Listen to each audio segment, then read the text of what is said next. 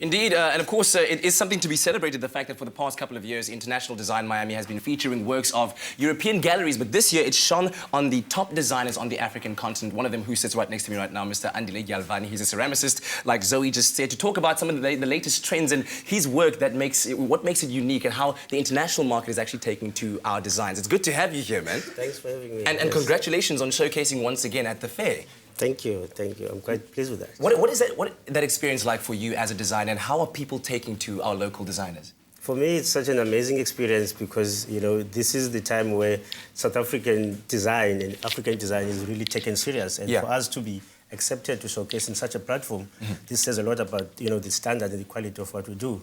And I mean, the response has been such an amazing response because people are really hungry for beautiful handmade products, and which in South Africa are quite outstanding on that. And it's quite trendy as well. So let's talk about some of the latest trends that you saw at the fair. What can we look forward to in the future of design in terms of the trends right now? This is going to sound like biased, but I've seen quite a lot of ceramics in this Design Miami, and it's quite amazing. And to be one of the ceramic artists and designers to be part of this show was quite amazing because I've showcased in the Southern Guild Gallery and also the New York Gallery, Friedman Pender. So that says a lot. And one of the beautiful things that I've seen is that people enjoying fun, beautiful, colorful, and very joyful kind of like objects, but beautiful crafted objects. You know, like really, if you stick to that, it'd be quite amazing. Like, you know, really bring some fun into your home. I mean, I will speak about Fiona, the Pokies piece. It has got like the most Instagram, you know, like in the show. That says quite a lot about, you know, the standard of design and also like what sort of people are looking for. Fun, amazing, beautiful things. And also, like you were saying earlier on to me, but it's about unique pieces that are created by hand, and each one of them is unique to its own. It's not like it's machine produced or factory manufactured where you get thousands of pieces that all look the same, right? Yes, that's correct. Because I think that's why people are responding so much positively to South African design, because we're such a very resourceful country and designers, because we use what we have. We use our hands and our crafters and our craftsmanship, but to come up with a beautiful standard of design. And people are really looking for that. They respond very well to that. What do you think separates your work as a ceramicist from all the others? For me, it's really about being honest to the medium and really attention to detail and really being passionate about what I do and willingness to learn and share and exchange what I know and really go and no fear of expanding or trying new things. And you're doing that in a very, very beautiful way. You were telling me earlier on about uqaphula and how you've used that sense of Xhosa tradition to influence these pieces that we're seeing in front of us, which is part of your collection. Tell me about how you've drawn from African inspiration.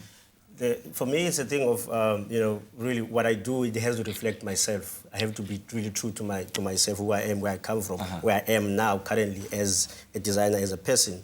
And so using these elements that reflect my cultural background or my upbringing or my immediate environment, that's telling people and sharing who I am. And the world wants to taste a bit of Africa. So if you're going to do something that has been seen anywhere else, but you're not doing who you are, what you are, then how are you going to stand out, you know? So for me, it's very important for me to really be honest to myself and to the media. And for those that don't understand uqaphula or rekgophatsa, like we call it in Setswana, I mean, take this piece, for instance, and explain to me how you've used it and what's the significance of uqaphula? So, well, uqaphula is one of sort of like the dying, sort of like tribal rituals, which is used for body, sort of body healing at times, or clan identification. This is whereby you will find some people have scars on their faces.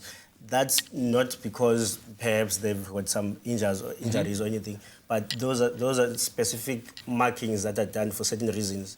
And coming from my Xhosa background and my upbringing, this is something that we grew up practicing and still being practiced in my village now.